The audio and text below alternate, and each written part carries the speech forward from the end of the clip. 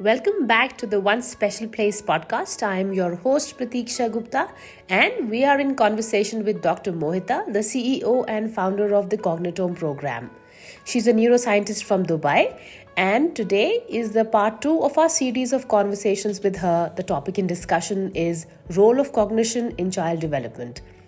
Do check out our part 1 of this conversation in the 1SP podcast, season 1, episode 8.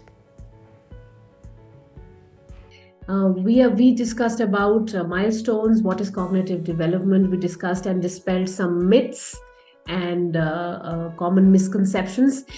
Taking this conversation forward, Dr. Mohita, let's now talk about how environmental factors affect cognition. So things like in which type of family a child is born, whether the socio-economic status of the family comes into play, what about the educational opportunities. So we do hear about slumdog millionaires, children who are born in very average homes, they do so well and they become future CEOs and big leaders. So is it like there is a significant impact of the environment, or intelligence and cognition has its own way? I would like to know through you. Sure. Certainly, environmental factors definitely play a significant role in shaping the cognitive development of children. And the few important environmental factors we will discuss here which can impact cognitive development. The first and foremost is the family dynamics. Okay. So a positive and supportive, nurturing family environment can definitely enhance cognitive development. And a warm and responsive caregiving, positive parent-child interactions, such as secure attachment, contribute to a child's emotional well-being as well as the cognitive growth. Next, I would like to mention here is in contrast, a negative family environment or exposure to stress, conflict, or inconsistent caregiving can have adverse effects on the cognitive development of the children. So, children in environments with high levels of stress may experience difficulties in concentration, memory, problem solving, and definitely hinders their further cognitive progress. Second is the socioeconomic status, which is a very important part and very important fact. Okay.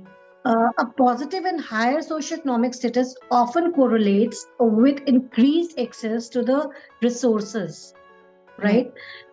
Right, such as the tools, educational books, educational toys, enriching experiences. Now we are living in a digital era. So having the digital platform, having access to the digital platform as well. Children from higher socio-economic backgrounds may have more opportunities for quality education, right. More exposure to different kind of, not only the bookish knowledge, but the different kind of sports, creative development, creative activities, which really positively influences their overall cognitive development and the mindset. On the other hand, a lower socioeconomic status is really associated with the potential disadvantages. I'm not saying that these children cannot do. Eventually, it's your inner fire and the motivation to attain something. Yes. But what I'm saying, the path becomes a little tough, and the limited access to the educational resources, the healthcare, and a higher likelihood of exposure to the stressors. So these factors can really negatively impact the cognitive development and the academic achievement. But it's not that they cannot achieve, they can. Because eventually it's their inner motivation and the fire to attain something. Next is the educational opportunities. Access to high quality early childhood education systems, stimulating learning environments, and engaging educational activities can positively influence the cognitive development among children. And exposure to a variety of learning experiences like novel experiences fosters language development, critical thinking, and problem solving skills. But then a limited access to educational resources, inadequate schooling, a lack of educational stimulation at home, that can hinder cognitive development as well. Educational disparities contribute to gaps in academic achievement and cognitive skills. And of course, the next important factor is the nutrition and health. Adequate nutrition is crucial for brain growth and development. A balanced diet with essential nutrients supports cognitive functions such as memory, attention, problem solving. Regular access to healthcare also contributes to overall well-being and better cognitive development. Malnutrition and health issues can impede and hinder the cognitive development. Conditions like chronic illnesses or exposure to environmental toxins may have a long-term effects on the cognitive abilities and the cognitive functions. Next important factor is the cultural influences. So, a positive cultural experiences and the exposure to diverse perspectives can definitely enrich cognitive development. Multilingualism, for example, has been associated with cognitive benefits, including enhanced executive functions and problem-solving skills. And but then the cultural factors may also contribute to disparities in educational opportunities. Stereotypes and biases can affect a child's self-perception and expectations, influencing their motivation and engagement in learning. And access to technology is a very important factor if I don't mention it here. As we all know that we are living in this digital era with AI overtaking the real human tasks. So we have plethora of access to technology beginning from kindergarten to the highest level of education or vocation. Yes. Right? So if appropriately used, technology can provide valuable educational resources and enhanced learning opportunities. And we can call it as a boon. Right. But like educational apps, online resources, interactive media can support cognitive development, no doubt about it. But we should be mindful of excessive screen time or inappropriate content that can have negative effects on attention, language development, and the social interactions. It's crucial to monitor and regulate technology use for the optimal cognitive development. So understanding the interplay of these environmental factors is very much essential for designing interventions and policies that promote equitable as well as the benefitable opportunities for cognitive development among children. Okay, so right. I hope I have answered the question to an extent. Yes, no, I think very interesting. And you did mention very beautifully about all the different environmental factors.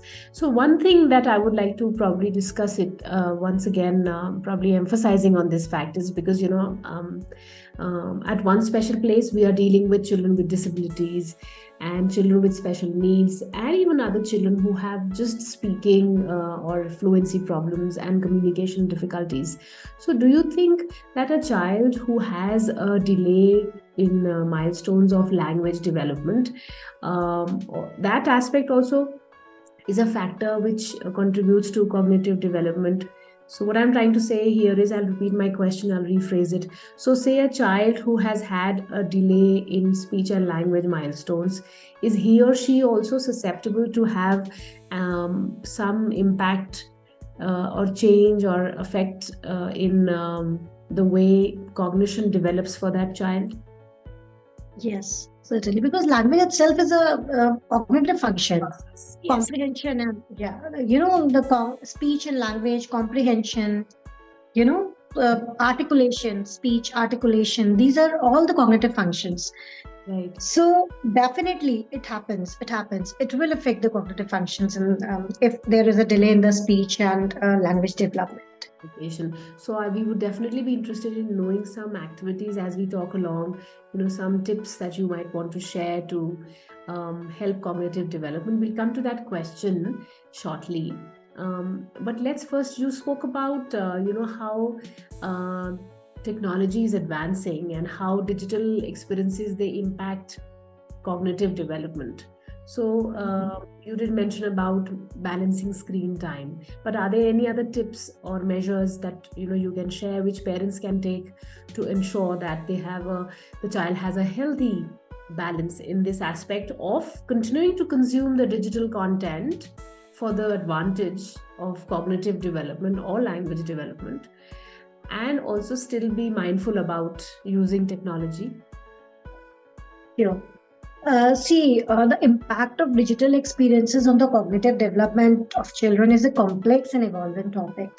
Yes. And while technology can offer valuable educational opportunities, no doubt about it, and cognitive benefits, excessive and or inappropriate use can pose, potential risks as well. So to answer the first part of your question, that how digital experiences may affect cognitive development, let's consider a few points in terms of both the benefits and the potential concerns. Okay, benefits first. The educational content. High quality educational apps and games and online resources can definitely provide interactive and engaging learning experience, no doubt about that. Education technology has the potential to enhance the literacy, the numeracy skills, and the problem solving skills. So we are talking about the benefits first. So next is the multimedia learning. Yes. Exposure to the multimedia formats such as the interactive books, videos, educational softwares can cater to different learning styles and enhance comprehension and retention of the information. Right. So this is a very, retention of information and comprehension are two very important higher cognitive skills. Then the digital literacy. Coming to the digital literacy, the benefit is like the early exposure to technology can contribute to the development of the digital literacy skills and in this digital era, of course, which is very much needed. Right. So including navigating digital interfaces, understanding online safety, and using technology responsibly would definitely foster cognitive skills. Now coming to the potential concerns. See, excessive screen time, as I mentioned, especially for the entertainment purposes, can be associated with negative outcomes, including reduced sleep, attention issues, memory problems, and sedentary behavior, like a couch potato. Yes. And excessive use of digital devices may interfere with the face-to-face social interactions. Face-to-face social interactions, which are crucial for the development of the social skills, empathy, and emotional intelligence. Yes. Right? The quality of content is also very crucial. So, inappropriate or violent content can negatively impact a child's emotional well-being, behavior, as well as the overall attitude to grow. It's important for parents to monitor and control the content accessed by their children. So now coming to the second part of the question, what should be the measures for a healthy balance, right? See, setting a reasonable limit on screen time on a daily basis by the parents for the recreational use, because it's not always that they you cannot expect from a child to just keep on learning. They definitely want to have recreation in their day-to-day lives. So setting a reasonable limit on the screen time on a daily basis. As the American Academy of Pediatrics, for example, they have recommended that the age-appropriate limits and the creation of media-free zone in home definitely helps in the better cognitive development and the overall emotional growth of the child. Right. Then the next step what parents can do is like they can choose the high quality content by selecting the educational apps, games, and online content that align with the age appropriate developmental goals. Right. Look for the content that encourages the creativity, critical thinking, and the problem solving. Right. Then next step that parents can take is engage in co-viewing and co-playing with their kids. Yes. Right? By sharing digital experiences with your child, of course. And, this allows interaction, discussion, joint exploration of the content, enhancing the learning experiences. Right? Then parents should model the healthy tech use by demonstrating responsible and balanced use of technology. Children often model their behavior after their parents, So setting a positive example is important. Right. Then next is encourage offline activities by promoting outdoor play, reading physical books, going to the bookshop and show them the real books and buy the books of their choice. Right. Engage them in the choice of their sports. Right. And engage in hands-on creative activities, arts, music, learning drum, learning guitar or dancing, music, whatever they like, arts. So a balanced approach definitely ensures a well-rounded development, not only the cognitive development. Then use of parental controls and monitoring tools is very much essential to regulate the content and the duration of the digital experiences and ensure that the children are accessing age-appropriate and the safe content. And of course, very important, prioritize, one should really give importance to the sleep and the physical activity because sleep is very crucial for the overall cognitive development. Lack of sleep, dearth of sleep leads to the brain fog. So by ensuring that the screen time doesn't interfere with the sleep and the physical activity is very crucial for the parents, and establish consistent, though it is very tough for the children to follow consistent routine, but try to establish a consistent routine that prioritized the healthy sleep habits and active play. And last but not least, encourage and facilitate face-to-face interactions with peers and family members or the friends. The social skills developed through in-person interactions are really essential for the emotional and the social development, rather than just sitting and using the online resources all the time. So I would rather say that by being proactive and mindful of the quality and the quantity of the digital experiences, parents can really harness the benefits of technology while mitigating the potential risks. So a balanced and intentional approach to digital engagement supports healthy cognitive development in the this digital age. Right.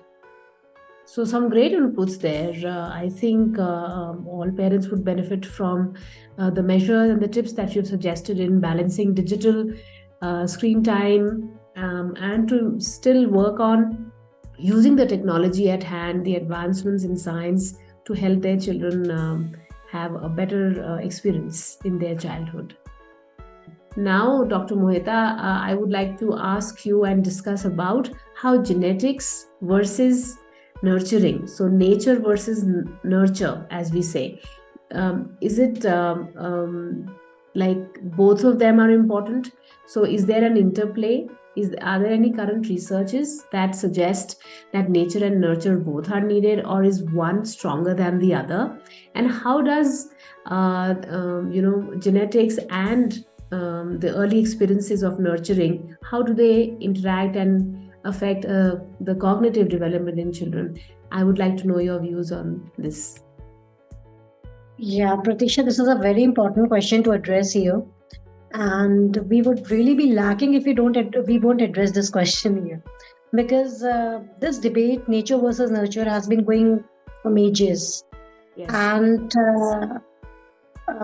see what happens. The nature versus nurture debate in child development is basically revolves around the relative importance of the genetic factors, which we call as nature, Right. and the environmental influences, which we call as nurture, right? In shaping the various aspects of a child development, including the cognitive abilities.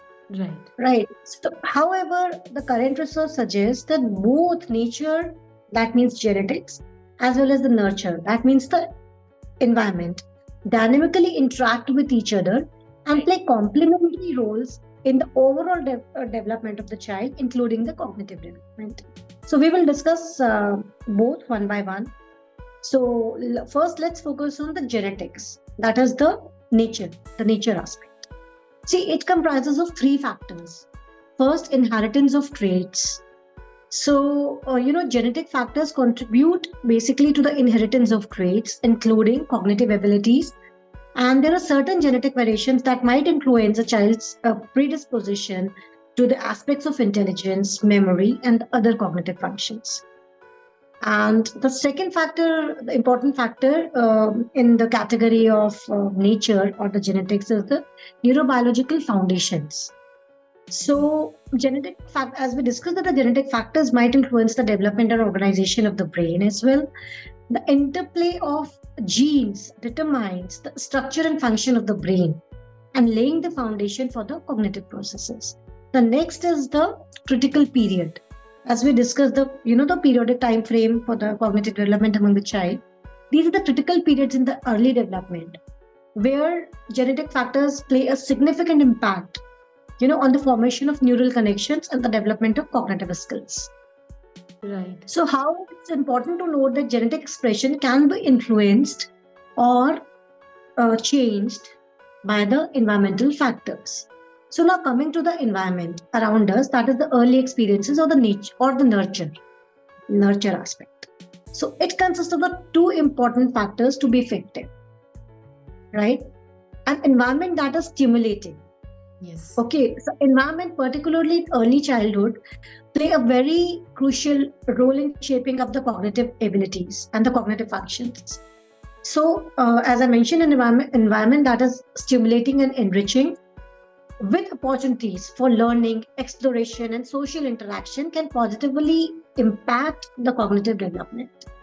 Now, next is the neural plasticity. I've mentioned this word many times before, the brain plasticity. Our brain, they have potential, or the brain exhibits a high degree of plasticity or a potential to rewire itself. Right. Especially during, and the neural plasticity is highest during the early development or the early childhood, right? Yes. So experiences such as exposure to language, interaction with the caregivers, development of speech, articulation, thinking, reasoning, educational activities, contributing to the formation of, this all contribute to the formation of the neural connections and development of the overall cognitive skills. Then Right. the responsive caregiving, be it parents, caregivers, society, educators, the quality of caregiving, including responsiveness to a child's needs, emotional support, and positive interactions, can influence cognitive and the social as well as their emotional development. The secure attachment formed in early childhood provide a foundation for healthy cognitive function throughout the life. Right. Right. So, and now coming to the part interplay of genetics and the environment. Right. See, gene environment interaction is very important. The contemporary research has suggested that the genetic factors can influence how individual responds to respond to their environment. Right. So certain genetic predisposition may enhance or diminish the impact of specific environmental influences on the cognitive development. Yes. Epigenetics. See, epigenetics is another phenomenon. Epigenetic mechanism which involves changes in the gene expression without altering the underlying DNA sequence. This is called as the epigenetic phenomenon. This basically highlights the dynamic interaction between the genetics as well as the environment. And environmental factors can influence epigenetic processes, shaping how genes are activated or deactivated, expressed or not expressed. Right. Then resilience is very important. Even in the presence of genetic predispositions, positive environmental factors, can contribute to resilience and mitigate potential negative outcomes. Okay. So supportive and nurturing environment can foster adaptive cognitive development even in the face of genetic vulnerabilities. So it is really imperative to note that the current research findings, such as the twin and adoption studies, have been instrumental in teasing apart the contributions of genetic and environment. Right. These studies have suggested that both genetic and environmental factors play a substantial role in cognitive outcomes. Furthermore, latest neuroimaging technologies have allowed researchers to examine the structural and functional aspects of the brain and providing insights into how genetic and environmental factors influence neural development and the cognitive processes. Besides, for very important type of studies, the longitudinal studies, which follow individuals over an extended period of time, have shown that the interplay between genetics and environment is dynamic, and the environmental factors continue to play a significant role throughout the lifespan to shape up the cognitive processes or the cognitive functions. So, in a nutshell, both genetic factors and early experiences contribute to a child's cognitive abilities, and their interplay shapes up the trajectory of the cognitive development among the children. The emphasis is increasingly on recognizing the complexity of these interactions and understanding how supportive environments can positively influence cognitive outcomes, even in the presence of genetic predispositions. Right. Okay, so the debate will continue, I think. Nature and nurture both are important, and one cannot be superior over the other. And I think as parents and as educators and as therapists, we should also continue to take this knowledge that a child might be naturally good at something, but a fostering environment where his and her or her skills and strengths are highlighted and Yeah. they should be used to make the child learn more and actually flourish and reach his or her potential. Join us next week at the One Special Place podcast as we continue our amazing conversation with Dr. Mohita Shrivastava on cognitive development in children.